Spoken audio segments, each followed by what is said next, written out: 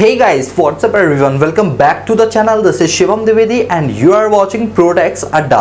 दोस्तों आज हमारी क्लास नंबर 11 है जिसमें हम पढ़ने वाले अपने पास क्या हम पढ़ेंगे कि जो टैक्स लायबिलिटी होती है वो कैसे कंप्यूट की जाती है, लेकिन इंडिविजुअल के केस में नहीं, क्योंकि इंडिविजुअल हम ऑलरेडी पढ़ चुके अपनी लास्ट क्लासेस के अंदर। ठीक है, आज हम पढ़ेंगे इंडिविजुअल को छोड़ के। जैसे अभी हमारे पास फर्म बचा हुआ है, हमारे पास एलएलपी, फर्म के अंदर एलएलपी आ जाता है, कोऑपरेटिव सोसाइटीज आ जाती है, कंपनीज आ जाती है, कंपनीज के अंदर डोमेस्टिक और फॉरेन कंपनी आ जाएगी, लोकल अथॉरिटी आ जाएगी। तो इन सभी लोगों को अपना टैक्स कैसे कंप्यूट करना होता है, ये लोग कैसे अपना सरचार्ज निकालते हैं, इनका मार्जिनल रिलीफ कैसे निकलता है, ये सारी की सारी डिस्कशन आज हम करने के लिए आ रहे हैं। यानी आज ऑलमोस्ट हम इस चैप्टर को बिल्कुल एंड कर देंगे अपने पास। ठीक है, और सारे टॉपिक हमारे कंप्लीट हो जाएंगे चैप्टर नंबर 1 के रिगार्डिंग। ठीक है, तो चलिए शुरू करते हैं। तो देखो स्टार्टिंग में किस तरीके से करूँ बात तो ध्यान से समझेंगे।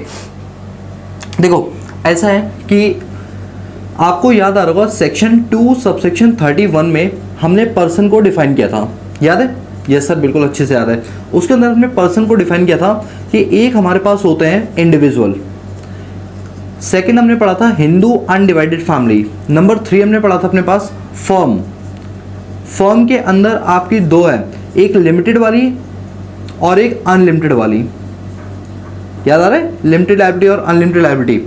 फिर फोर्थ आता है हमारे पास कंपनी। कंपनी के अंदर भी दो चीज़ आती हैं, एक आता है आपका डोमेस्टिक और एक आपका आता है फॉरेन।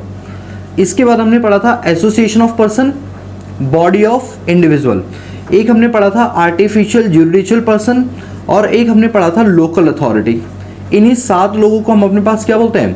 पर्सन बोलते हैं। याद आ रहा है? यस सर, बिल्कुल हमें याद आ रहा है। इन 7 ही लोगों को हम क्या बोलते हैं? पर्सन बोलते हैं। अगर आपको याद हो, हमने पीछे जितने भी क्लासेस लिए हैं उसके अंदर हमने इंडिविजुअल टैक्स लायबिलिटी निकालना सीखा था, फ्लैट रेट, स्लैब रेट और न्यू टैक्स रेजिम वगैरह से। ठीक है, तो ये हम कर चुके हैं। इवन हम हिंदू अनडिवाइडेड फैमिली भी पढ़ चुके हैं। हिंदू अनडिवाइडेड फैमिली में न्यू टैक्स रेजिम नहीं, न्यू टैक्स भी होता है, ओल्ड भी होता है। ठीक है, न्यू टैक्स के अंदर पहला स्लैब आता है, उसमें स्लैब ही एक होता है, और ओल्ड टैक्स रेजिम में 3 स्लैब में से फर्स्ट वाला स्लैब इसका होता है। फिर हमने एओपी बीओई भी पढ़ लिया था और आर्टिफिशियल ज्यूडिशियल पर्सन भी पढ़ लिया था। हमने इन चारों के पूरे कॉन्सेप्ट पढ़ लिया अपने पास। इन चारों को हमने टैक्स निकालने सीख लिया, हमने सरचार्ज सीख लिया, मार्जिनल रेट सीख लिया, और इनको जो रिबेट मिलती है 87A के अंदर, वैसे रिबेट तो सिर्फ इंडिविजुअल को मिलती है, वो भी रेजिडेंट को। ठीक है, ये सब हम अपने पास काम कर चुके हैं। यानी आज के सेशन में मैं आपको बताऊंगा फर्म की टैक्स लायबिलिटी कैसे निकालती है, पूरा कंप्लीट पैकेज के साथ। आपको मैं बताऊंगा कंपनीज के बारे में और आपको बताऊंगा लोकल अथॉरिटीज के बारे में। ठीक है, तो अभी मैं स्टार्टिंग करता हूं अपने पास किससे? फर्म से। और अगर मुझे टाइम मिला ना तो मैं एक बार इंडिविजुअल को दोबारा से रिवाइज करवा दूंगा, अगर मुझे टाइम मिला। पहले मैं देखता हूं कि टाइम कितना बचेगा हमारे पास। ठीक है, तो चलिए स्टार्ट करते हैं फर्म से। ठीक है, आपको समझ आ रहा है हम किस सीरीज में जा रहे हैं? हमें 7 की टैक्स लायबिलिटी निकालना सीखना है। हमने 4 की सीख ली है, अब बची 3 की और अब हमें करनी है। ठीक है, तो चलिए हम बात करते हैं अपने पास फर्म की, FIRM। अच्छा, फर्म में मैं LLP की भी बात करूंगा और साथ के साथ मैं बात करूंगा लोकल अथॉरिटी की। ये लो, लोकल अथॉरिटी, हम इन सब की बात करेंगे। फर्म, LLP और लोकल अथॉरिटी, इनकी टैक्स लायबिलिटी कैसे निकालती है। बस थोड़ा सा मैं आपको थोड़ा सा इंट्रोडक्शन देना चाहूंगा कि फर्म का मतलब होता है एज पर पार्टनरशिप एक्ट 1932, जब 2 या 2 से ज्यादा लोग मिलकर बिजनेस करते हैं, हर एक पार्टनर दूसरे पार्टनर के लिए लाइबल होता है। अगर एक पार्टनर ने गलत काम किया तो ये माना जाएगा कि सभी पार्टनर्स ने वो काम किया है।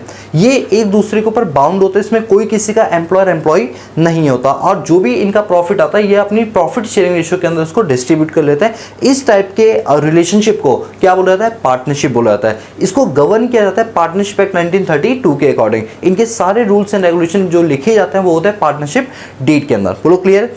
होता यह है कि पार्टनरशिप डीड के अंदर लिमिटेड लायबिलिटी ना होकर अनलिमिटेड लायबिलिटी होते हैं, इसलिए पार्टनरशिप फर्म को करना कोई पसंद नहीं करता।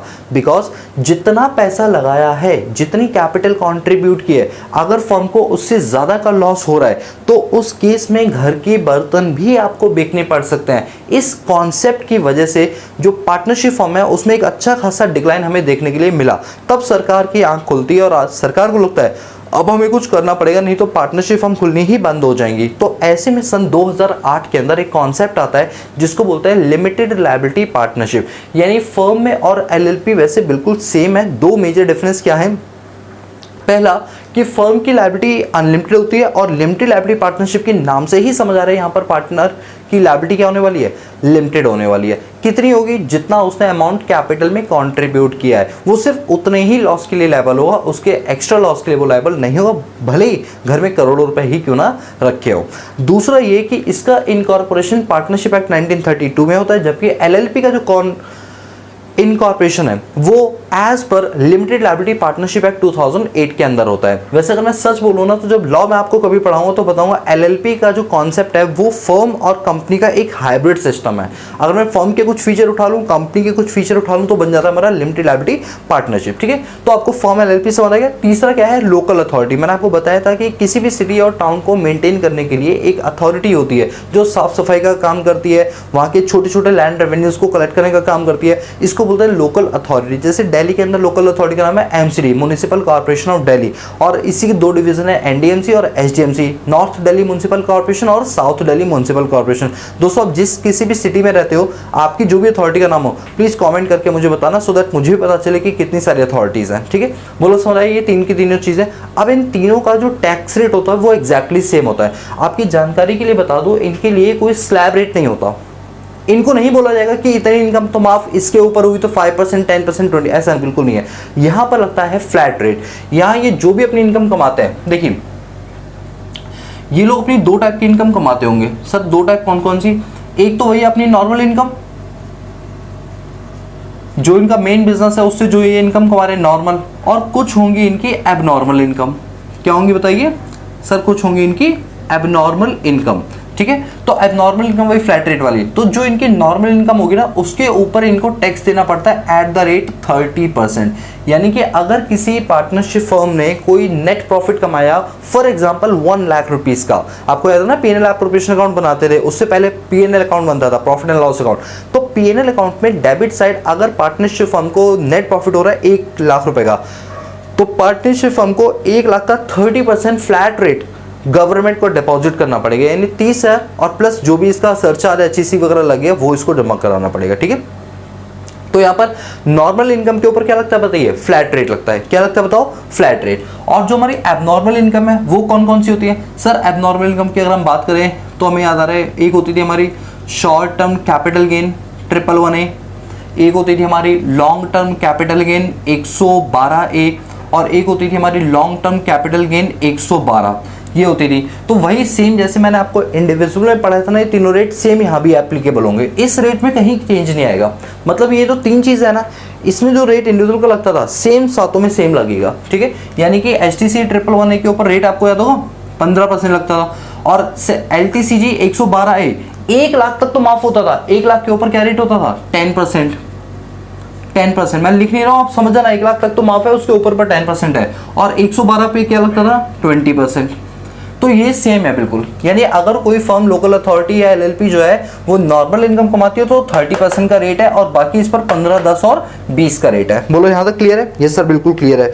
इसके ये तो हो गया आपका स्पेशल रेट। अब हम बात करते हैं अपने पास सरचार्ज की। ठीक है, इनको जो अपना सरचार्ज है वो किस तरह से देना होता है? तो देखिए यहाँ पर मैं इसके सरचार्ज के बारे में बता देता हूँ।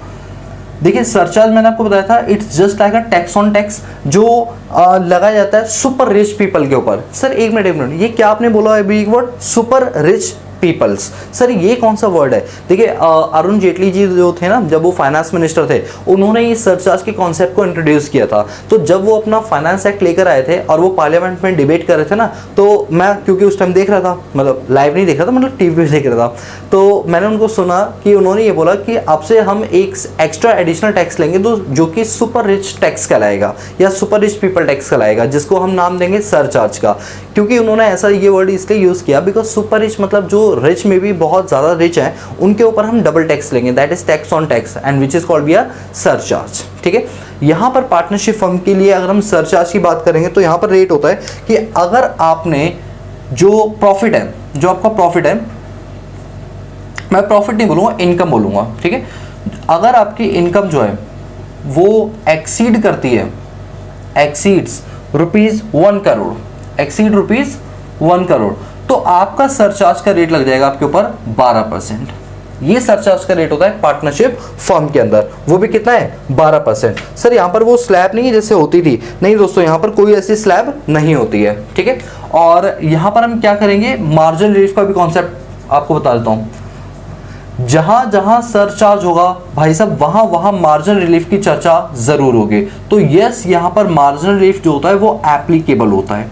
मार्जिन रिलीफ क्या होता है, एप्लीकेबल होता है। मैं एक बार फिर से बता दूं, वैसे मैं पूरा डिस्कशन इसके ऊपर ऑलरेडी कर चुका हूं। मार्जिनल रिलीफ का मतलब होता है कि एक ऐसा टाइम आता है जब आपकी इनकम के ऊपर लगता है सरचार्ज, लेकिन सरचार्ज लगने की वजह से आपकी इनकम तो कम से बढ़ती है बट टैक्स ज्यादा से बढ़ जाता है। तो जितना एक्स्ट्रा टैक्स आपकी इनकम के ऊपर लगता है उसका आपको रिलीफ मिल जाता है, उसी को हम बोलते हैं मार्जिनल रिलीफ। मेक श्योर आप हमारी पीछे की वीडियोस देख चुके होंगे तो आपको आइडिया होगा कि मार्जिनल रिलीफ क्या होता है, ठीक है।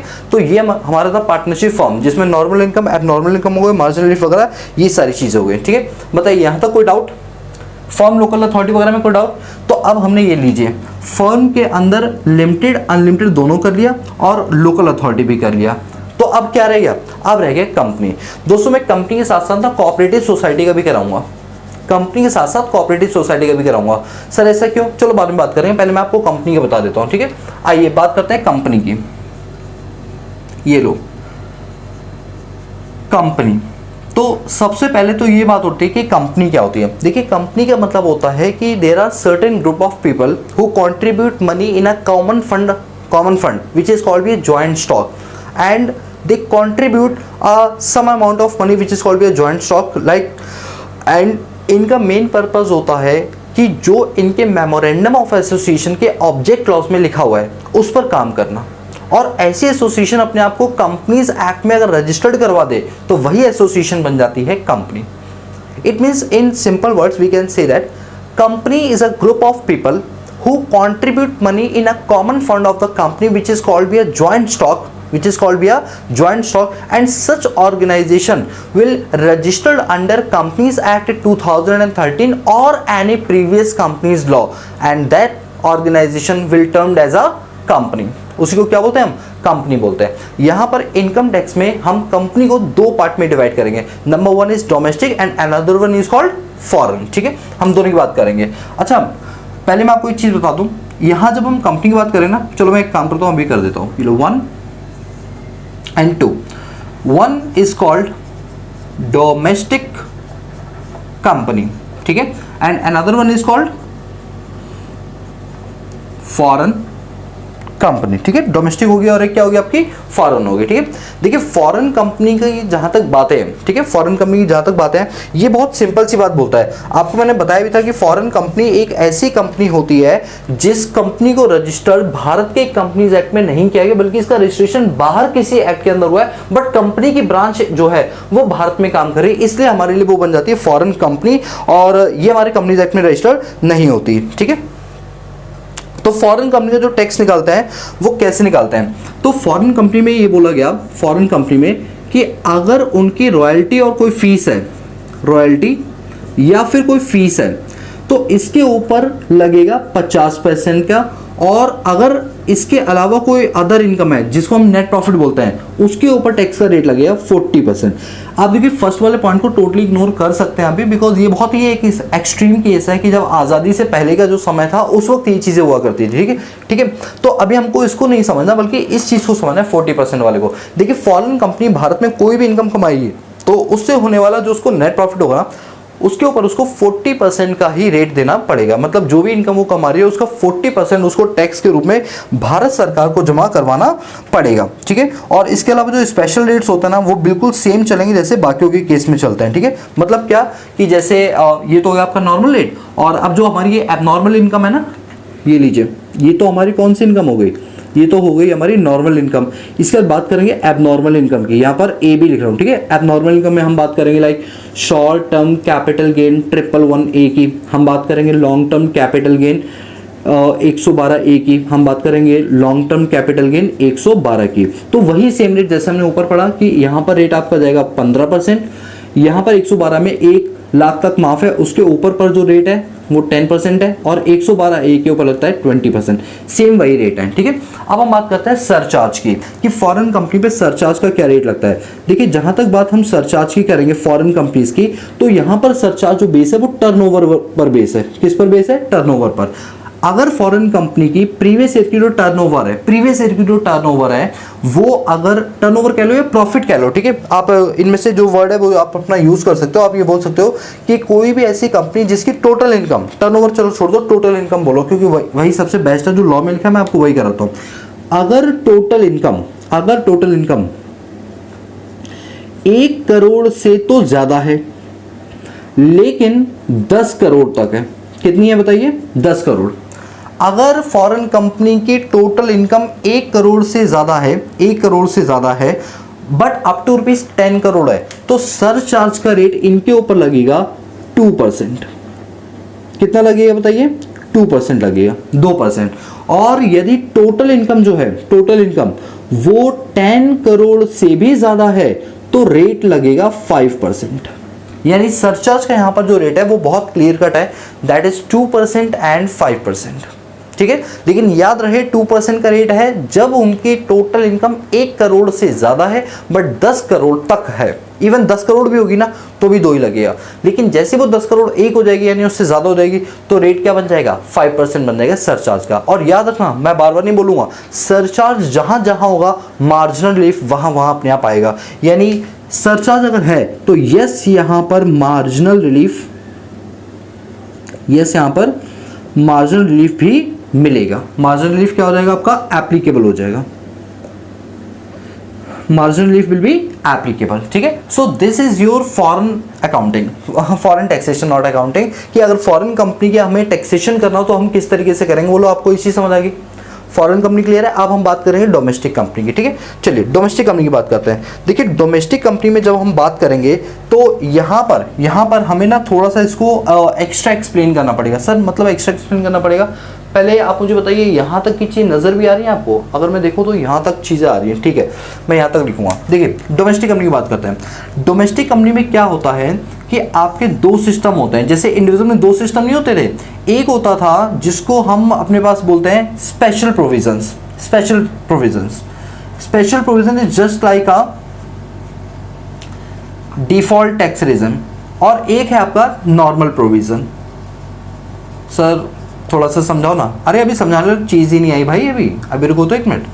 देखिए, जब हम बात करते हैं नॉर्मल प्रोविजन की, तो यहां पर बोला जाता है कि आपको अपनी इनकम का फ्लैट 30% भारत सरकार को जमा कराना होगा। यानी यहां पर आपने जो भी इनकम अर्न की है उसके ऊपर आपको फ्लैट 30% का टैक्स भारत सरकार को जमा कराना होगा।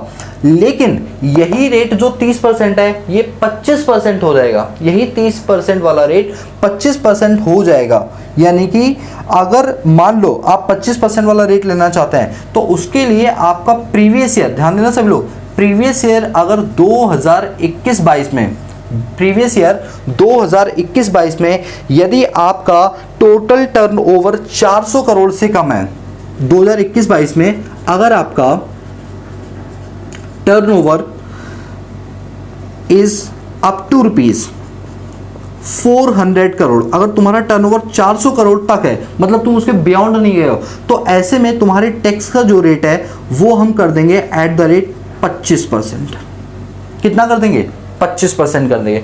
यानी इन जनरल जो कंपनीज होती हैं उनको तो देना पड़ता है, अपनी इनकम के ऊपर जो टैक्स देना पड़ता है, यानी अपने नेट प्रॉफिट पर जो टैक्स देना होता है वो 30% देना होता है। लेकिन अगर कोई कंपनी 30 नहीं देना चाहती, वो 25 देना चाहती है, तो उसको ये प्रूफ करना पड़ेगा कि प्रीवियस ईयर 21-22 के अंदर उसकी टर्नओवर जो है, उसकी जो टर्नओवर है वो 400 करोड़ से कम है। यानी छोटी कंपनियों को सरकार ने थोड़ा सा रिलैक्सेशन दिया, लाइक 5% का रिलैक्सेशन दिया, बट 400 करोड़ से अगर ऊपर की टर्नओवर है तो नॉर्मल तुम्हें वही 30% के हिसाब से अपना टैक्स देना पड़ जाएगा।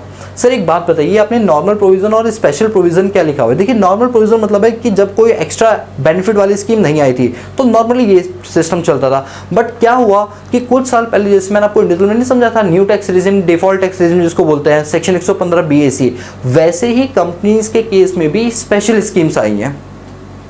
जिस तरह से इंडिविजुअल के केस में नॉर्मल स्पेशल होता था, वैसे ही कंपनी केस में भी क्या है आपका स्पेशल और नॉन स्पेशल वाली बात है। सर एक बात बताइए, इंडिविजुअल में तो जो स्पेशल वाली स्कीम थी उसका सेक्शन होता था 115 BAC, यहाँ वाली इस पे उसका क्या है, यहाँ वाली का सेक्शन है सेक्शन 115 BAA, और दूसरा एक और है BAB, और फिर आपने इंडिविजुअल में क्या पढ़ा था BAC। मतलब सर ये कोई सीक्वेंस है? अरे हाँ दोस्तों, मतलब एक तो सेक्शन 115 BAA है, एक सेक्शन 115 BAB है, और एक सेक्शन 115 BAC है, सेक्शन 115 BAC है। ठीक है सर, अब हमें क्लियर हो गया।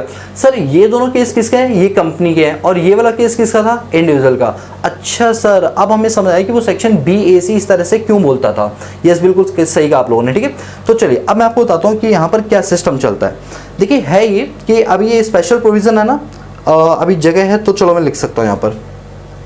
अच्छा रुको एक मिनट, पहले मैं नॉर्मल प्रोविजन की बात करूँ। नॉर्मल प्रोविजन में और भी चीज़ें रहती हैं। सर क्या रहता है नॉर्मल प्रोविजन में? आपको इनकम टैक्स का तो बता ही दिया मैंने, और जो हमारी एबनॉर्मल इनकम्स है उस पर सेम ऐसी रेट लगेगा, एबनॉर्मल इनकम पे सेम रेट यही लगेगा। ठीक है, फिर भी मैं यहाँ लिख देता हूँ कि अगर कोई एबनॉर्मल इनकम है कंपनी को, सर एबनॉर्मल इनकम में क्या क्या चीज़ें आ जाएंगी, लाइक आपका शॉर्ट टर्म कैपिटल गेन आ जाएगा 111A, आपका लॉन्ग टर्म कैपिटल गेन आ जाएगा 112A, और आपका लॉन्ग टर्म कैपिटल गेन 112 अगर आता है तो यहाँ पर आपका रेट वही सेम चलेगा 15%, यहाँ पर 1 लाख से ऊपर के ऊपर रेट चलेगा 10%, और यहाँ पर आपका रेट चलेगा 20%। तो ये आपका एबनॉर्मल हो गया। तो सर कंपनी केस में फिर सरचार्ज भी लगता होगा, भाई क्यों नहीं लगेगा? क्यों नहीं लगेगा जरा बताइए तो। बिल्कुल लगेगा, आइए सरचार्ज का रेट समझिए। तो एबनॉर्मल इनकम के बाद अगला हेड डालो मैं किसका? सरचार्ज का।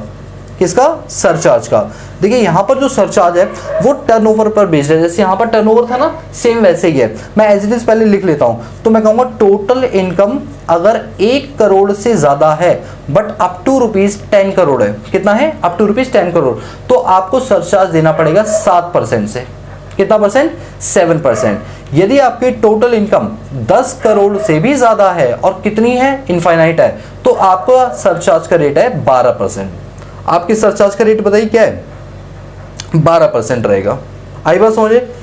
12%, यानी कि इंडिविजुअल में तो कितने सारे रेट होते थे आपको याद है कि 50 लाख से लेकर 1 करोड़ रुपए 10%, 1 करोड़ से 2 करोड़ रुपए 15%, 2 करोड़ से ऊपर अगर न्यू टैक्स रिजिम है तो 25%, ओल्ड टैक्स रिजिम है तो 25, और 5 करोड़ के ऊपर पर 37%। यहाँ पे ऐसा कुछ नहीं, यहाँ सिंपल सी बात बोलेगी कि अगर आपकी टोटल इनकम 1 करोड़ से लेकर 10 करोड़ के बीच में आती है तो सरचार्ज का रेट है 7%, और अगर टोटल इनकम तुम्हारी 10 करोड़ से ऊपर निकल जाती है फिर चाहे कितनी भी हो तो रेट है 12%। सर हमें ना एक क्वेश्चन डाउट में आ रहा है, क्या आ रहा है डाउट बताओ?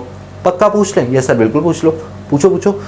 अब पता क्या हो रहा है, अब यहाँ पर कुछ बच्चे मन में सोच रहे हैं सर हमारा तो कोई डाउट ही नहीं आ रहा, मतलब हम इतने नालायक हैं कि हमारा कोई डाउट ही नहीं आ रहा। ठीक है, चलो ठीक है भाई, डाउट नहीं आ रहा तो या तो आप लायक हो या बिल्कुल ही, ठीक है समझ गए ना? अब इधर आओ। सर डाउट क्या था?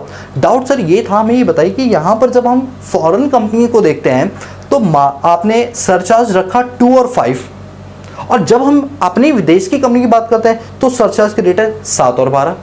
ये तो गब्बर बहुत नाइंसाफ़ी हो रही है। तो ये तो नाइंसाफ़ी है नहीं है? ये सर बिल्कुल नाइंसाफ़ी है। यहाँ 2 और 5 विदेशी कंपनी से टैक्स ले ही नहीं रहे, 2 और 5, और यहाँ पर 7 और 12। क्या बात है सर, ये नाइंसाफ़ी क्यों? हमारे देश के साथ नाइंसाफ़ी क्यों? विदेशी के साथ इतना ज़्यादा प्रलोभन क्यों? उनको क्यों अट्रैक्ट करने की कोशिश कर रहे हैं? अच्छा मुझे एक बात बताओ, चलो सरकार ने बनाया, सरकार को छोड़ो, तुम अपनी बताओ पहले। जब आपके घर में आपका भाई या आपकी बहन आपसे कोई चीज़ मांगती है, क्या आप सीधे मुँह से बात करते हो? पहले ये बताओ। देना तो दूर की बात है, देते तो अब हो ही नहीं, अब तो सीधे मुँह बात भी नहीं करते। अरे कुछ नहीं, चल फिर यही करते हो ना। लेकिन यही अगर तुम्हारी किसी बुआ का लड़का या मामा मामी का लड़का यानी कज़न ब्रदर सिस्टर अगर तुमसे आके हेल्प मांगते हैं तो तुम क्या बोलते हो? अरे बहन मैं हूँ ना, अरे भाई मैं हूँ ना, कर दूँगा, जा जा अपने घर जा, मैं कर दूँगा। यानी आप उनसे प्यार वाला व्यवहार दिखाते हो, और अपने सगे भाई बहनों से आप इस तरह का व्यवहार दिखाते हो। होता ही नहीं होता, पहले बस इतना बताओ। पता है क्यों? क्योंकि वो सगा, वो तो दिन भर हमारे साथ रहता है, हमें पता है कि उसकी कोई वैल्यू नहीं है। सामने वाला हमारे साथ कम रहता है तो हमसे ये दिखाने की कोशिश करते हैं कि हम बहुत जेन्युइन इंसान है, ये है वो है। हमारा भाई बहन तो जानता है मैं हम कितने नालायक हैं, ठीक है, लेकिन सामने वाले को तो हम ये नहीं बता सकते ना, तो सामने वाले के लिए हम रिलैक्सेशन रखें ना रखें। अब बताओ, ये फॉरेन कंपनी है, हम उसे ऑलरेडी इनकम टैक्स में 40% का रेट ले रहे हैं, जबकि इंडियन कंपनी से रेट ले रहे हैं 30%। हम ऑलरेडी दिखा रहे हैं कि तुमसे हम 10% एक्स्ट्रा ले रहे हैं, तो क्या सरचार्ज में थोड़ी सी उसे रिलैक्सेशन देकर उसे खुश नहीं कर सकते? आप बताइए, जब हमने इनकम टैक्स में उससे ज़्यादा ले लिया तो सरचार्ज में थोड़ा सा छूट दे दो, क्या दिक्कत है इस चीज़ में? और थोड़ा सा छूट देंगे तो अल्टीमेटली यही लोग हमारी कंपनियों में ज़्यादा इन्वेस्ट करेंगे, भारत में ज़्यादा से ज़्यादा फॉरेन डायरेक्ट इन्वेस्टमेंट्स आएंगी, भारत में ज़्यादा से ज़्यादा फॉरेन पोर्टफोलियो इन्वेस्टमेंट्स आएंगे। तो ये अच्छी बात है, खराब बात है? आप बताइए।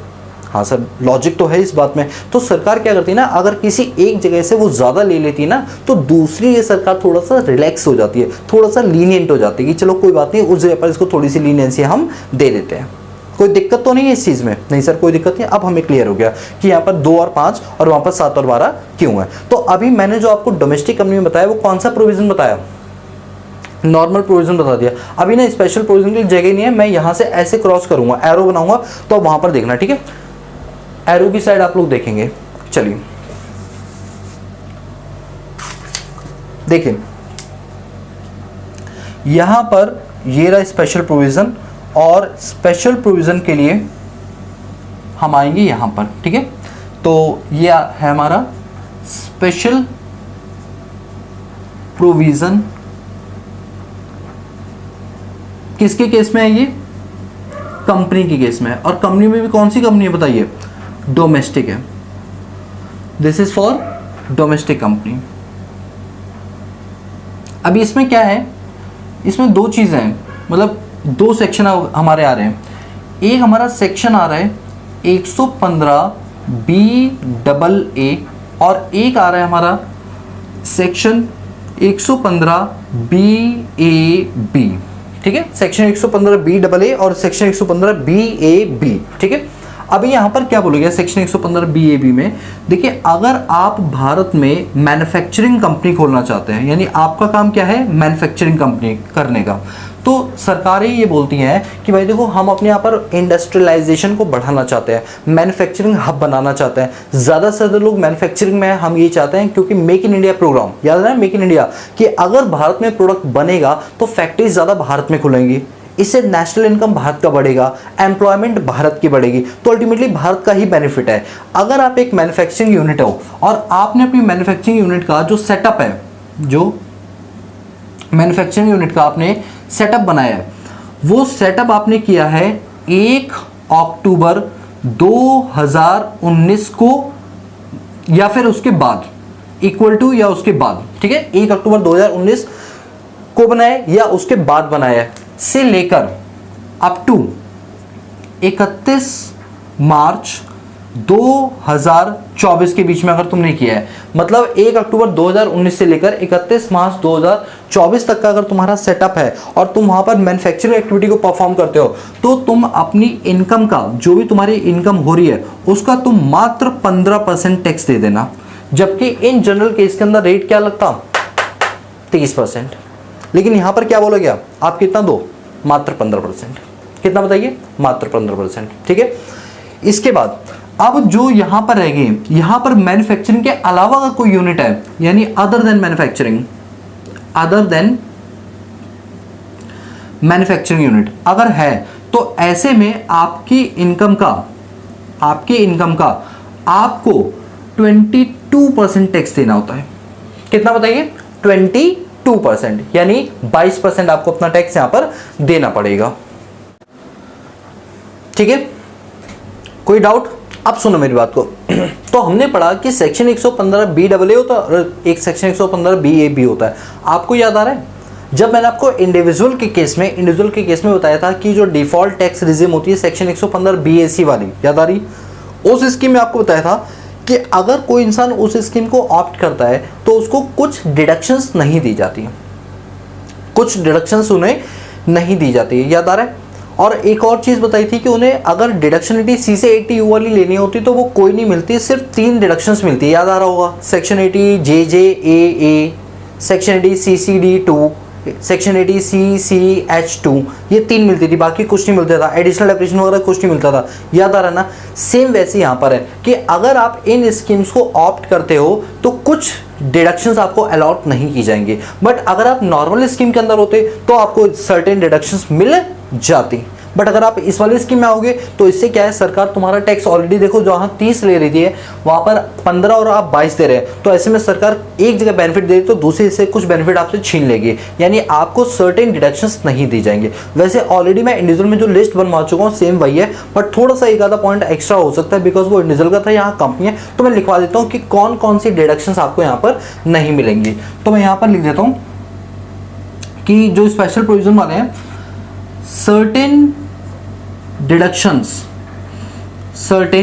deductions are not allowed, कुछ डिडक्शंस आपको अलाउ नहीं होंगी। और ये हम किसके केस में पढ़ रहे हैं, सेक्शन 115BAA और सेक्शन 115BA बी के केस में पढ़ रहे हैं कि इनको ये सर्टेन डिडक्शंस अलाउ नहीं होंगे। वो कौन कौन सी डिडक्शंस है, जैसे सेक्शन 10AA, अभी मैं मैटर नहीं लिखवा रहा हूँ, सेक्शन लिखवा दे रहा हूँ बस, ठीक है। सेक्शन 10AA, इसके बाद आपका आ जाएगा सेक्शन 35ABA, सेक्शन 35ABA, फिर सेक्शन 35ABA के बाद आ जाएगा आपका एडिशनल डेप्रिसिएशन वाला section, that is section 32 sub section 1 clause 2A, याद आ रहा है, एडिशनल डेप्रिसिएशन। इसके बाद और कौन सा सेक्शन है आपको नहीं मिलेगा, that is 35(2AA), section 35(2AA) वाला नहीं मिलेगा।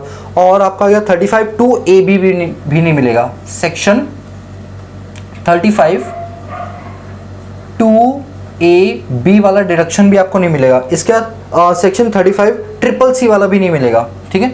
सेक्शन 35(CCC) वाला डिडक्शन भी आपको नहीं मिलेगा, और आपको CCD वाला भी नहीं मिलेगा, सेक्शन 35CCD वाला डिडक्शन भी नहीं मिलेगा। और आपको चैप्टर 6A यानी डिडक्शन वाला, चैप्टर 6A डिडक्शन का है, ठीक है।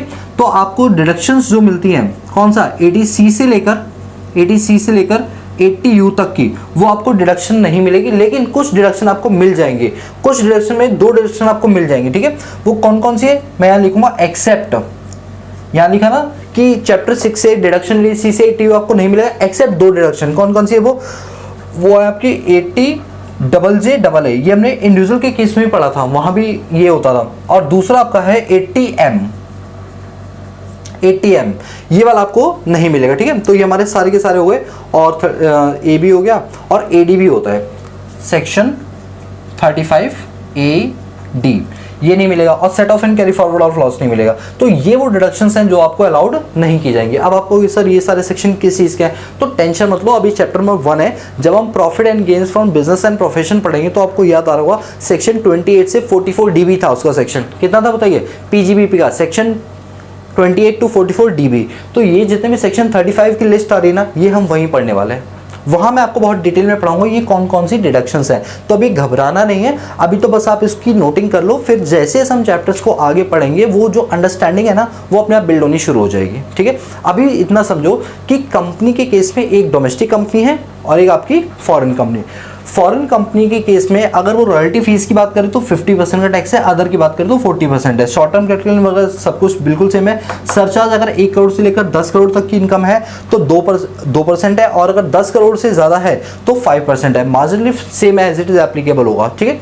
इसके बाद डोमेस्टिक कंपनी की बात करें तो उसको 2 पार्ट में डिवाइड किया गया, एक नॉर्मल प्रोविजन और एक स्पेशल प्रोविजन। नॉर्मल प्रोविजन के अंदर आपको अपनी इनकम यानी नेट प्रॉफिट का 30% सरकार को टैक्स के रूप में देना पड़ेगा। और अगर आपकी प्रीवियस ईयर में जो टर्नओवर है वो 400 करोड़ से कम है, लेकिन यहाँ पर प्रीवियस ईयर हमारा 2020-21 है, अगर वहाँ पर 400 करोड़ से कम की आपकी टर्नओवर है तो ऐसे केस में 30% को कम करके 25% कर दिया गया, ये बोलकर कि तुम एक छोटे व्यापारी हो तो तुम्हारे ऊपर टैक्स का रेट थोड़ा सा हम कम लगाएंगे।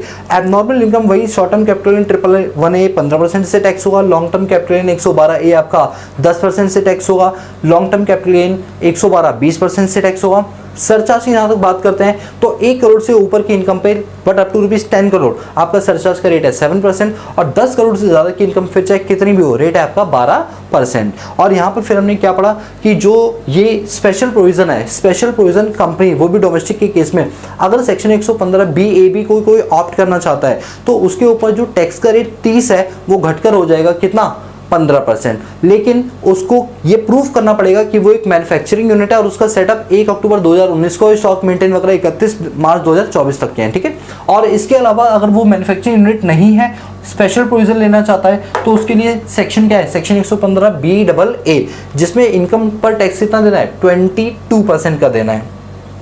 ये सरकार ने स्पेशल प्रोविजन जानते हो क्या बनाया, जो छोटे व्यापारी है ना, जिनको हमको बूस्ट करना है, उनके लिए सेक्शन आते हैं जिससे उनका जो टैक्स का रेट है वो नॉर्मल से थोड़ा कम रहे, सो दैट उनके ऊपर जो बर्डन है वो थोड़ा कम हो जाए, ठीक है। तो ये हमारे पास हो गया। तो अब ये देखिए हमने अपने पास कंपनी भी कर लिया। अब बताओ, अब तो हमारे पास सारे के सारे केस हो गए, कंपनी वगैरह सब कुछ हमने अपने पास पढ़ लिया। लेकिन अभी एक छोटा सा केस है, that is cooperative society. Sir साथ हो तो गए।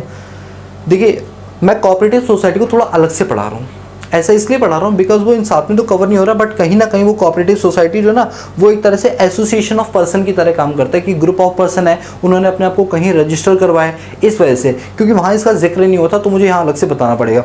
तो अभी इस वाले पार्ट को रब कर दूँ, इस वाले को, क्योंकि ये तो आपको पता ही मैंने क्या लिखा हुआ है, ठीक है। तो इस वाले पार्ट को भी मैं रब कर देता हूँ और इसके बाद फिर मैं आपको कोऑपरेटिव सोसाइटीज़ की बातें समझाऊंगा कि वो क्या होती हैं, ठीक है। चलिए अब हम आएंगे अपने पास जिसका नाम है कोऑपरेटिव सोसाइटी। मैं पता है क्या सोच रहा था कि मैं आपको इंडिविजुअल वाला केस भी करा देता, लेकिन मुझे ऐसा लग रहा है इंडिविजुअल वाले केस के लिए मुझे थोड़ी जगह ज़्यादा चाहिए होगी। एक काम करूँ, कोऑपरेटिव सोसाइटी उधर लिख दूँ, उस वाली जगह पे लिख दूँ कोऑपरेटिव सोसाइटी, बोलो। चलो आप लोग कह रहे हो तो लिख देता हूँ। सर हमने तो कुछ बोला ही नहीं, मैं जान गया ना तुम बोल रहे हो, आओ इधर आओ। सर बोलते कुछ ज़्यादा नहीं हो? हाँ बोलता हूँ, क्या करोगे? ठीक है सर माफ़ करो, कर दिया जाओ। कोऑपरेटिव सोसाइटी, कोऑपरेटिव सोसाइटी, ये लीजिए कोऑपरेटिव सोसाइटी। देखिए कोऑपरेटिव सोसाइटी क्या होती है, ऐसा समझिए कोऑपरेटिव सोसाइटी का मतलब होता है कि कुछ ग्रुप ऑफ पीपल्स हैं जो सोसाइटी में अपनी सर्विसेज को सर्व करना चाहते हैं।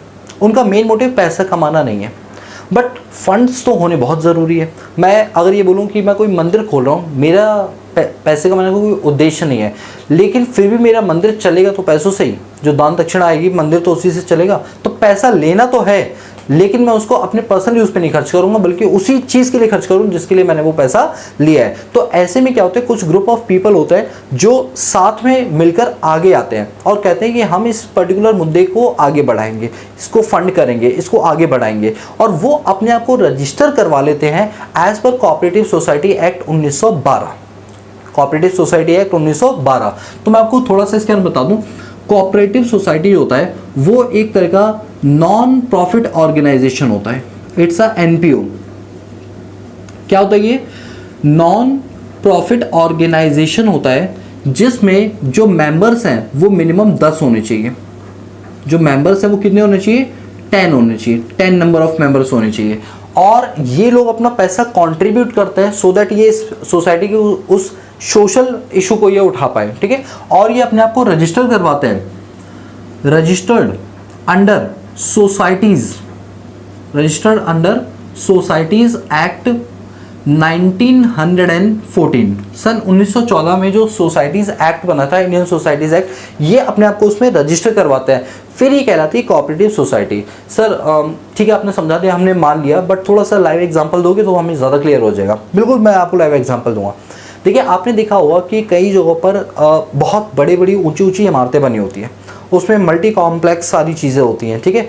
तो उन्हें हम अपार्टमेंट्स बोलते हैं, जिसमें मान लो 100 घर हैं या 150 घर हैं, 200 घर हैं। तो ये अपार्टमेंट वाले क्या करते हैं ना, इस अपार्टमेंट को सोसाइटीज़ एक्ट में रजिस्टर करवा लेते हैं, और फिर ये अपार्टमेंट वाले में एक एक मकान मालिक से 1000 2-2 रुपये हर महीने लेते हैं मेंटेनेंस चार्ज के नाम का, और इन पैसों को इकट्ठा करके सोसाइटी के ही वेलफेयर पे खर्च कर देते हैं। जैसे सोसाइटी के अंदर के अप्रोच रोड होती है वो बनवाने में, मेन गेट को सजाने में, या डेंट पेंट करवाने में, बाहर की साइड जो बिल्डिंग होती है, अंदर नहीं बाहर की साइड से, ताकि सोसाइटी अच्छी दिखे, उसका एडवर्टीजमेंट वगैरह करने में, सोसाइटी में सिक्योरिटी गार्ड रखवा दिया, इस टाइप की सोसाइटी के ही वेलफेयर में उस पैसे को खर्च करते हैं। तो जितने भी सोसाइटी वाले हैं ये सब क्या बनाते हैं, अपनी एक कोऑपरेटिव सोसाइटी बनाते हैं और अपने आप को रजिस्टर करवाते हैं कोऑपरेटिव सोसाइटीज एक्ट 1914 में। बोलो क्लियर हो गया? ये सब बिल्कुल क्लियर है। अब क्या है, जब भी अपने आप को रजिस्टर करवाते हैं ना, तो कोऑपरेटिव सोसाइटीज़ के अंदर भी एक ऐसा मामला चलता है जिसमें हम पढ़ते हैं अपने पास जब ये अपनी इनकम कमाते हैं ना, तो इन्हें अपनी इनकम पे टैक्स देना होता है। तो इनके लिए दो चीज़ें होती हैं, एक तो होता है नॉर्मल प्रोविज़न और एक इनके लिए होता है स्पेशल प्रोविज़न। नॉर्मल प्रोविज़न और स्पेशल प्रोविज़न। अभी नॉर्मल और स्पेशल क्या है? अरे जैसे हमने कंपनी के केस में नहीं पढ़ा था normal provision special provision, sir ये सब जगह ही है क्या सेक्शन 115? हाँ दोस्तों ये सब जगह हम क्या करें, भैया पढ़ना तो पड़ेगा, अब है तो है, ठीक है, तो हमें डरना थोड़ी कुछ भी, ठीक है सर वो पढ़ना ज़रूरी है। भाई देखो हमारी क्लास में ज़रूरी और ना ज़रूरी वाली कोई चीज़ नहीं है। मैं तो कह रहा हूँ तुम ये भी मत पढ़ो। किसने कहा तुम्हें ये पढ़ने के लिए? कोई बोला है? और अगर बोला है तो फिर वो पढ़ो, ठीक है भैया। हमको तो सब कुछ पढ़ना है, हमारा फोकस एग्जाम पे नहीं है, हमारा फोकस कंटेंट पे है। अच्छे से पढ़ेंगे एग्जाम तो अपने आप क्लियर हो जाएगा, ठीक है। आइए अब ज़्यादा क्वेश्चन नहीं, अब काम पर फोकस करते हैं, ठीक है। अब देखिए अगर हम नॉर्मल प्रोविजंस के हिसाब से चले तो नॉर्मल प्रोविजन तो ये बोलता है कि अगर एक कोऑपरेटिव सोसाइटी 1 रुपये से लेकर 10,000 रुपये तक कमाती है तो कोऑपरेटिव सोसाइटी को 10% के हिसाब से इनकम टैक्स देना पड़ेगा। और यदि कोऑपरेटिव सोसाइटी 10,001 रुपये कमाती है, मतलब 10,000 से थोड़ा ज़्यादा कमाती है, बट अप टू ₹20,000, तो रेट उसको 20% देना पड़ेगा। और यदि सोसाइटी 20,000 रुपये से ज़्यादा कमाती है, चाहे वो कितना भी कमाए, तो रेट है 30%। मुझे नहीं समझ आया कि गवर्नमेंट का क्या मकसद था इस टाइप का टैक्स लेने का कि 10, 20, 20,000 से ऊपर पे 30। और अब सीधा एक फ्लैट रेट देते हैं, 20,000 तक माफ है, 20,000 के ऊपर सबके ऊपर 30%। बट ठीक है जैसा भी है, आप क्या कर सकते हैं, ठीक है। तो नॉर्मल प्रोविजन के हिसाब से सोसाइटीज को 10, 20 और 30% के हिसाब से क्या देना पड़ जाता है, अपना टैक्स देना पड़ जाता है। जब हम स्पेशल प्रोविजन की बात करते हैं, किसकी बात करते हैं बताइए? स्पेशल प्रोविजन की। तो स्पेशल प्रोविजन के अंदर क्या होता है, सेम वैसे ही केस होता है जैसे यहाँ पर ये वाला केस नहीं पड़ा था, सेम ऐसे ही केस है। यहाँ पर क्या है, स्पेशल प्रोविजन में इसको दो पार्ट में डिवाइड किया गया, 1 और 2। एक में बात की सेक्शन 115 BAE की, सेक्शन 115 BAE, जैसे ये वाला था ना BAB मैन्युफैक्चरिंग, यहाँ भी यही है कि अगर आपकी सोसाइटी मैन्युफैक्चरिंग यूनिट है, कौन सी यूनिट है? मैन्युफैक्चरिंग यूनिट है, और उसका जो सेटअप है वो 1/4/2023 को हुआ है। कब हुआ है सेटअप? 1/4/2023 को अगर उसका सेटअप हुआ है, तो ऐसे में उसको अपनी इनकम के ऊपर फ्लैट रेट देना पड़ेगा, दैट इज ओनली 15%। जैसे यहाँ पर था ना 15%, यहाँ पे 15 था, सेम वैसे ही वहाँ 15 है। अगर आप ये 30 नहीं देना चाहते, आप स्पेशल में आना चाहते हो, तो बिल्कुल डेफिनेटली आप आ सकते हैं, ठीक है। इसके बाद एक और सेक्शन है हमारा जो कि है सेक्शन 115 BAD, सेक्शन 115 BAD। इसके अंदर ऐसा कोई प्रोविजन नहीं है जो मैन्युफैक्चरिंग यूनिट नहीं है, वो सब किस में आ जाएंगे? अदर्स जो भी हैं वो सब उसमें आ जाएंगे। अदर्स के लिए क्या बोला गया कि अदर्स में अगर आप कवर होते हैं तो आपका जो रेट है वो होगा 22%। जैसे यहाँ पे था ना अदर्स पे 22%, वैसे ही वो अदर्स में क्या आ जाएगा आपका 22% आ जाएगा। सरचार्ज की भी बात कर लेते हैं। अच्छा दोनों केस में मैंने इसमें सरचार्ज नहीं बताया, बट आप बता देता हूं। यहां पर जब मैं सरचार्ज की बात करूंगा तो सरचार्ज इनको देना ही पड़ता है प्लस 10%, यहां भी और यहां भी। सर एक मिनट, आपने वो तो लिखा ही नहीं 1 करोड़ से ऊपर पर ये होता है वो होता है। भाई देखिए वहां पर जो सरचार्ज है वो बिल्कुल फ्लैट है, बिल्कुल फ्लैट है। तुम कितना भी कमाओ सरचार्ज साथ में देना पड़ेगा। यानी तुम्हारा इफेक्टिव रेट जो है वो 15 + 10, 15 का 10% 1.5 हुआ, यानी 16.5 हो गया। फिर 4% HEC भी हो जाएगा, हेल्थ एजुकेशन सेस, ठीक है। अच्छा याद रहे हेल्थ एजुकेशन सेस में यहाँ पर सबकी बात करूंगा, सभी को हेल्थ एजुकेशन सेस यहाँ पर देना पड़ता है। कभी आपको लगे हेल्थ एजुकेशन सेस जो है वो यहाँ पर देना नहीं पड़ता, ऐसा नहीं है, हेल्थ एजुकेशन सेस सबको ही देना पड़ेगा, ठीक है। बताइए यहाँ तक की कोई बात, कोई दिक्कत नहीं? सर कोई दिक्कत नहीं है। अब मुझे एक चीज़ आपको बतानी थी, वो चीज़ क्या बतानी है? यहाँ पर इस जगह पर जो आपका सरचार्ज का रेट है दैट इज 10%। ये वाला जो है कंपनी, तो मैं यहाँ लिख देता हूँ सरचार्ज 10%, यहाँ भी और यहाँ भी, ठीक है। यानी इन ये वाला केस हो गया, ठीक है। इसके लिए तो तो अगर कंपनी के केस में सेक्शन 115 BAA है और सेक्शन 115 BAB है तो सरचार्ज का रेट रहेगा 10%। आप कितना भी कमा लो आपको सरचार्ज 10% का आपको देना ही पड़ेगा, ठीक है, सरचार्ज आपको 10% देना पड़ेगा। यहाँ तक कोई डाउट? पक्का? तो अभी हमने अपने पास सब चीज़ें पढ़ ली है। अब पता है मेरे मन में क्या आ रहा है, क्योंकि देखो भाई मुझे तो लगता है कि मैं जितना एक्स्ट्रा पढ़ा दूँ उतना ही अच्छा है। अब मेरा मन कर रहा है मैं इंडिविजुअल का और लिख दूँ तो एक बोर्ड पे सारा टैक्स रेट हो जाएगा। बताइए, इंडिविजुअल का भी लिख दूँ यहाँ पर, एक बार में सारा रेट हो जाएगा, ठीक है। तो एक मिनट बस मैं पानी पी लूँ।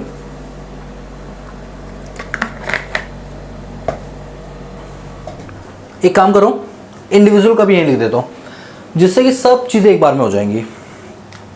चलिए, पूरे बोर्ड में हमारा सेक्शन 231 का पूरा टैक्सेशन सिस्टम आ जाएगा। ओके सर, आपका बोर्ड है, जैसे चाहो करो, ठीक है। हमें तो क्लास देख ही रहे, ऐसा एटीट्यूड मत रखो। ये कहो कि सर अगर आप करवा रहे हो 2 कदम आगे चलो तो हम 10 कदम आगे चलेंगे, ठीक है, तब मजा आएगा काम करने में, ठीक है। आइए अब इंडिविजुअल की भी बात कर लेते हैं। सर इंडिविजुअल में किस किस की बात करेंगे? इंडिविजुअल में HUF की बात करेंगे, AOP, BOI और AGP की बात करेंगे, ठीक है। देखिए लो यहाँ पर कर देते हैं individual, Hindu undivided family, AOP, BOI और आर्टिफिशियल ज्यूरिडिशियल पर्सन। ये समझिए ये बोर्ड जो है ना, ये इतनी सारी जो क्लासेस ली उनकी पूरी समरी मैं एक जगह लिखवा रहा हूँ, ये समझ लो आप, ठीक है। चलिए सर, हमको पता है कि इंडिविजुअल और इन सब की केस के अंदर 2 चीज़ें होती हैं, 2 चीज़ें। एक आपका होता है जिसको बोलते हैं डिफॉल्ट टैक्स रिजिम, और हमें इसका सेक्शन भी पता है, सेक्शन 115 BAC।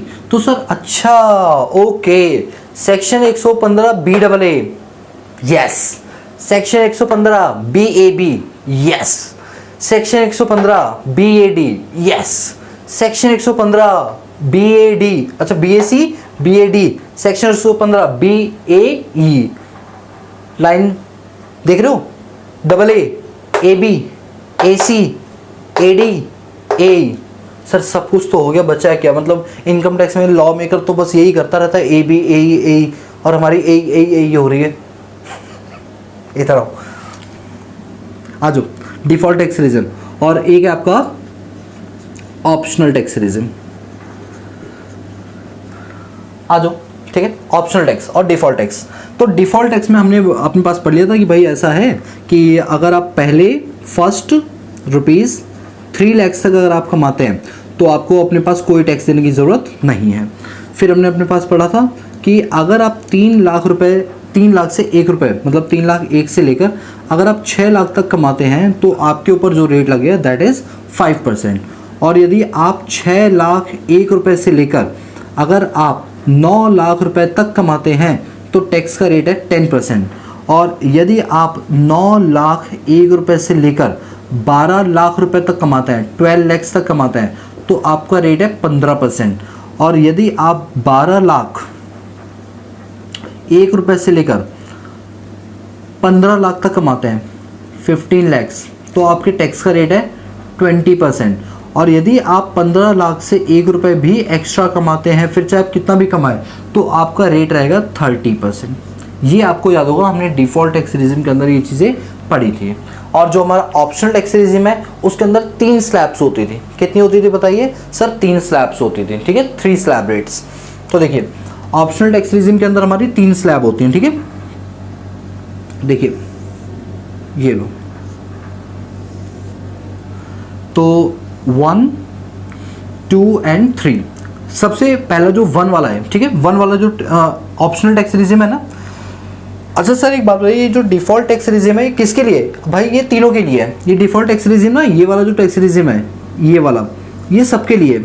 ये इंडिविजुअल के लिए भी है, ये हिंदू अनडिवाइडेड फैमिली के लिए भी है, ये AOP के लिए भी है, BOI के लिए भी है, और आर्टिफिशियल ज्यूरिडिशियल पर्सन्स के लिए भी है। ये सभी के लिए है, ठीक है। ऑप्शनल टैक्स रिजिम में जो पहला वाला है वो किसके लिए है? वो रेजिडेंट, नॉन रेजिडेंट इंडिविजुअल के लिए है, हिंदू अनडिवाइडेड फैमिली के लिए है, AOP BOI के लिए है, और आर्टिफिशियल ज्यूरिडिक्शनल पर्सन के लिए।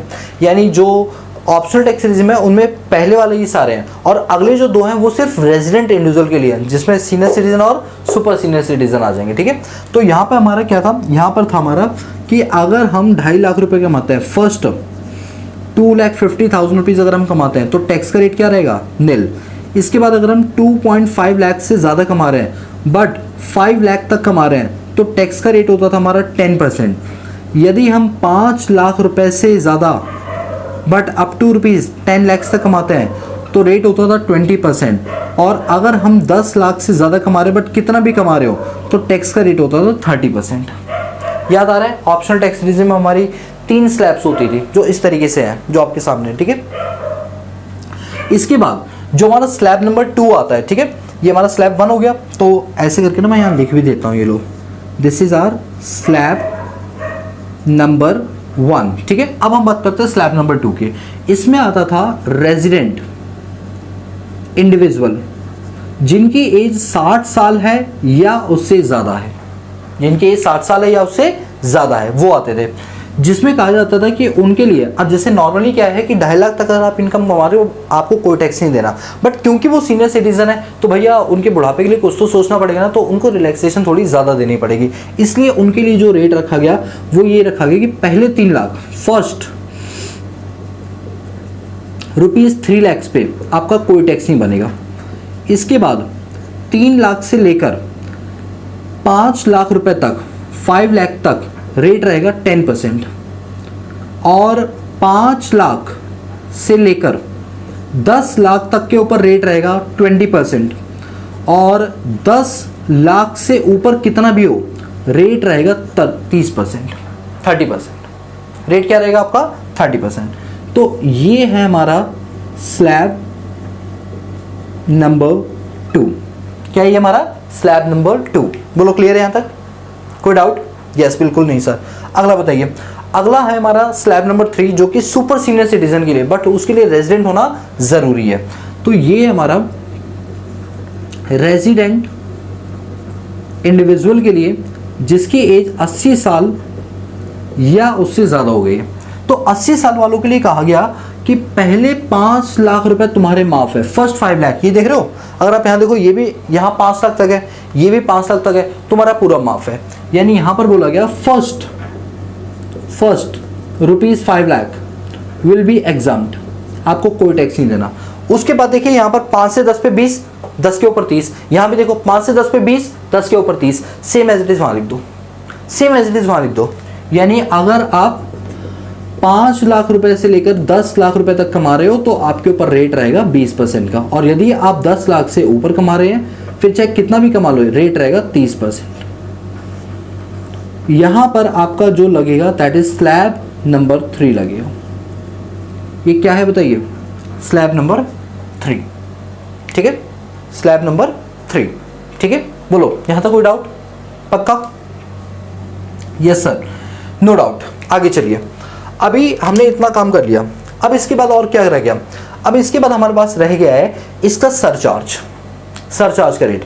देखिए जो हमारा डिफॉल्ट टैक्स रेजिम है ना, जिसको हम न्यू टैक्स रेजिम भी बोलते हैं, इसके अंदर जो सरचार्ज का रेट है मैं अच्छे से यहाँ लिखवा देता हूँ। देखिए यहाँ पे जो आपका सरचार्ज का रेट है, पहले ये बताइए नीचे वाला नज़र भी आ रहा है आपको?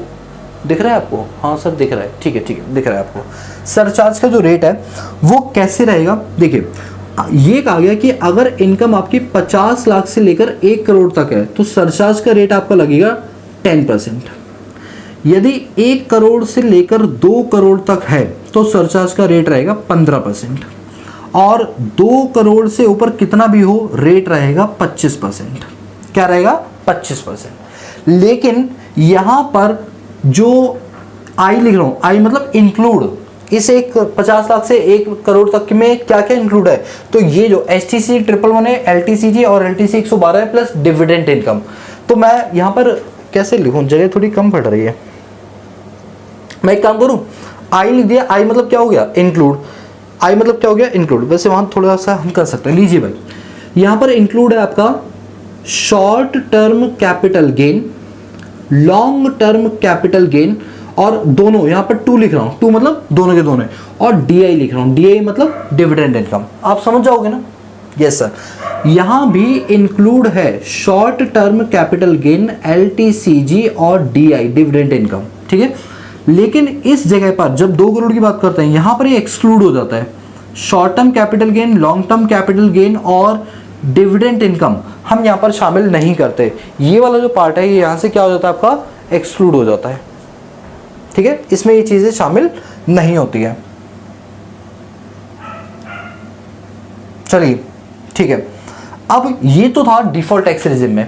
अब बात करेंगे ऑप्शनल टैक्स रेजिम में, ठीक है। ऑप्शनल टैक्स रेजिम में यहां पे जब सरचार्ज का रेट जो होता था, यहां जो सरचार्ज का रेट है वो होता था कि अगर आपने 50 लाख रुपए से ज्यादा इनकम कमाई है बट अप टू 1 करोड़, तो रेट होता था 10%। 1 करोड़ से ज्यादा कमाई है बट अप टू ₹2 करोड़, तो रेट होता था 15%।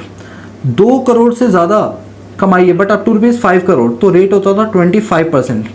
और 5 करोड़ के ऊपर आप कितना भी कमाएंगे तो सरचार्ज का रेट होता था 37%। यहाँ पर ये इंक्लूड होता था STCG, LTCG, ये दोनों के दोनों, और डिविडेंड इनकम। यहाँ भी इंक्लूड होता था STCG, LTCG और डिविडेंड इनकम। यहाँ भी इंक्लूड, यहाँ एक्सक्लूड होता था E, और यहाँ भी क्या होता था, एक्सक्लूड E, ठीक है। यहाँ से ये समझ आता है कि जो हमारा LTCG है, जो हमारा STCG है, मतलब STC मतलब सेक्शन 111 है, LTC मतलब 112 और 112A, इनके ऊपर मैक्स टू मैक्स सरचार्ज का जो रेट रहने वाला है, चाहे वो ओल्ड हो या वो न्यू हो, वो रहेगा 15%। कितना रहेगा? 15% रहेगा, ठीक है।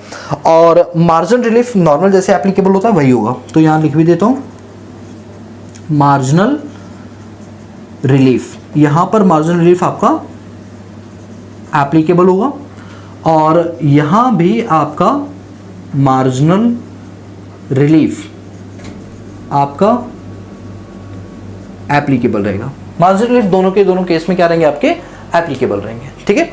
अच्छा, इनको एक चीज और मिलती है, that is rebate, section 87A, ठीक है। तो रिबेट वाली जगह मैं यहां यूज कर लेता हूं, ठीक है। ये लीजिए rebate under section 87A। But याद रखिए रिबेट को लेने के लिए कंडीशन 2 पूरी होनी चाहिए। पहला कि वो पर्सन क्या होना चाहिए, आपका रेजिडेंट होना चाहिए, और रेजिडेंट में भी क्या होना चाहिए, इंडिविजुअल होना चाहिए। प्लस उसकी जो अच्छा एक मिनट, मुझे लगता है ये तो दोनों के केस में बताना है। और हाँ चलो, उसकी जो टोटल इनकम है वो एक्सीड नहीं होनी चाहिए। देखिए अगर हम बात करें सेक्शन 115 BAC को अगर आपने ऑप्ट किया हुआ है, अगर आपने सेक्शन 115 BAC को ऑप्ट किया हुआ है, तो आपकी टोटल इनकम जो है वो 7 लाख से ज़्यादा नहीं होनी चाहिए, 7 लाख या उससे कम होनी चाहिए। और अगर आपने वो इसकी सेक्शन 115 BAC वाली ऑप्ट नहीं की है, तो आपकी इनकम 5 लाख से ज़्यादा नहीं होनी चाहिए, 5 लाख से कम हो चलेगा। मैक्स टू मैक्स कितना मिलेगा, जितना आपका एक्चुअल टैक्स बना, या 25,000। ये मैं बता रहा हूँ किसका, न्यू टैक्स रेजिम का, 25,000 या actual tax which ever is lower. और अगर ये वाला है तो इसके अंदर था आपका एक्चुअल टैक्स या 12,500 विच एवर इज लोअर का आपको मिल जाएगा रिबेट। लेकिन ये रिबेट किस केस में पढ़ रहे हैं, हम इंडिविजुअल के केस में पढ़ रहे हैं, ठीक है। तो रिबेट वैसे मुझे यहाँ लिखवाता मैं न्यू वाले में, और इसके नीचे लिखवाता ओल्ड वाले में, ठीक है, बट वो मैंने यहाँ पर कर दिया, ठीक है। और मुझे याद नहीं आ रहा, और हाँ एक है आपका हेल्थ एजुकेशन सेस। इन सभी के ऊपर हेल्थ एजुकेशन का सेस का जो रेट है वो क्या रहेगा, आपका 4% रहेगा। तो यहाँ पर लिखता हूँ HEC@4% in all cases. In all cases का मतलब है कि जो 7 के 7 लोग हैं सभी के लिए। अब आप मुझे एक बात बताइए, हमने सेक्शन 231 पढ़ा था, याद आ रहा है? सेक्शन 231 किसका पढ़ा था सर? हाँ याद आ रहा है, पर्सन का। तो जब हमने पर्सन का पढ़ा था तो उस पर्सन वाले में क्या था कि हमारे पास एक आता था इंडिविजुअल, एक आता था HUF, एक आता था AOP, BOI, AJP, और कंपनी आता था, फर्म हो गया, लोकल अथॉरिटी, सबके सब हमने टैक्स अपने पास कंप्लीट कर लिया। बोलो यहाँ तक की चीजें क्लियर है आप लोगों को, ठीक है। और यहीं पर हमने एक बात की थी पार्शियल इंटीग्रेशन की। दोस्तों याद है पार्शियल इंटीग्रेशन? देखिए पार्शियल इंटीग्रेशन जो कॉन्सेप्ट है वो सिर्फ इंडिविजुअल के केस में होता था। देखो मैं यहाँ पर एक चीज और बता दूं, section 10 subsection 1 of income tax act 1961 ये कहता है कि अगर कोई इनकम, खास तौर पे एग्रीकल्चर इनकम, अगर आपने भारत में कमाई है तो उस पर आपको कोई टैक्स देने की जरूरत नहीं है, लेकिन भारत के बाहर कमाई है तो आपको टैक्स देना पड़ेगा। याद आ रहा है? ये सर हमें याद आ रहा है। और अगर आपने भारत में कमाई तो टैक्स आपको देना पड़ेगा, और सॉरी भारत के बाहर कमाई तो टैक्स देना पड़ेगा। बट हुआ ये कि इस कॉन्सेप्ट से कई सारे लोगों ने टैक्स की चोरी करनी शुरू कर दी। तो उस टैक्स की चोरी को जब करनी स्टार्ट की तो सरकार ने एक तरीका अपनाया कि इनडायरेक्ट तरीके से हम इस चीज़ को कैसे टैकल करें। ठीक है, तो उन्होंने बनाया एक कॉन्सेप्ट पार्शियल इंटीग्रेशन का, और उन्होंने कहा देखिए पार्शियल इंटीग्रेशन का जो कॉन्सेप्ट है, जो उसके स्टेप्स है, वो सिर्फ उन्हीं के ऊपर एप्लीकेबल होंगे जिनके एग्रीकल्चर इनकम 5,000 से ज़्यादा है, प्लस उनकी जो नॉर्मल इनकम है यानी जो नॉन एग्रीकल्चर इनकम है वो बेसिक एग्जाम्पशन लिमिट से ज़्यादा है। अगर आपने न्यू टैक्स रेजिम फॉलो किया है तो आपका जो बेसिक एग्जाम्पशन लिमिट है दैट इज 3 लाख, और अगर आपने ओल्ड टैक्स रेजिम फॉलो किया तो according to the age 2.5 lakh, 3 lakh और 5 लाख हो सकता है। अगर आपकी इनकम इससे ज़्यादा है और आपकी एग्रीकल्चर इनकम 5,000 से ज़्यादा है तो ही पार्शियल इंटीग्रेशन लगेगा। आपको याद आ रहे होंगे जो हमने पार्शियल इंटीग्रेशन के स्टेप्स पढ़े थे वो कितने स्टेप थे आपके, 3 या 4 स्टेप थे, जिसमें पहले स्टेप था कि हम टैक्स निकालते हैं agriculture income plus non agriculture income पे। फिर स्टेप 2 के अंदर क्या होता था कि हम टैक्स निकालते हैं agriculture income plus basic exemption limit के ऊपर। फिर स्टेप नंबर 3 क्या था कि स्टेप 1 से स्टेप 2 को माइनस कर देते थे। स्टेप नंबर 4 फिर उस पर अगर सरचार्ज है या रिबेट वगैरह तो वो लगा कि लास्ट में HST ला के हम फाइनल टैक्स लायबिलिटी निकाल लेते थे। इस तरीके से क्या होता था, जो भी हमारी लायबिलिटीज वगैरह होती थी वो निकल जाती थी। बोलो यहाँ तक क्लियर है दोस्तों? आज की क्लास में ना हमने पूरा कंप्लीट रिवाइज कर लिया, पूरा का पूरा कंप्लीट रिवाइज कर लिया, जितना भी हमने पीछे पढ़ा था ना, और हर चीज़ आपके बोर्ड पे यहाँ पर नोट की कर दी मैंने। ठीक है, तो यहाँ पर फाइनली आपका चैप्टर नंबर 1 हो जाता है कंप्लीट, पूरी तरीके से कंप्लीट हो जाता है, और मैं उम्मीद करता हूँ कहीं कोई डाउट नहीं आएगा। स्टिल अगर कोई डाउट आता है तो कमेंट सेक्शन में प्लीज़ आप अपने डाउट लिखिए, ठीक है, मैं उसका डेफिनेटली रिप्लाई दूंगा। और अगेन अब क्योंकि चैप्टर फिनिश हो चुका है तो अब नोट्स आपको पूरे रेडी मिलेंगे। कहाँ पर? टेलीग्राम चैनल पे, जिसका नाम है प्रो टैक्स अड्डा। वहाँ पर आपको चैनल के अंदर आपको सारे के सारे नोट्स मिल जाएंगे। उसमें वैसे भी सारी अपडेट्स वगैरह आती रहती है, GST की भी और DT की भी, और जो भी टैक्सेशन से रिलेटेड होती है सारी अपडेट्स वहाँ पर मिल जाती है। और साथ के साथ अगर इसके अलावा कोई डिफरेंट कोर्सेज अगर आप लेना चाहते हैं तो उसके लिए आप हमारी मोबाइल एप्लीकेशन को भी डाउनलोड कर सकते हैं। So guys that's all about this video lecture series. So guys if you like the video give a big thumbs up and subscribe the channel and press the bell icon so that you notify all the time when I post new video on this YouTube channel.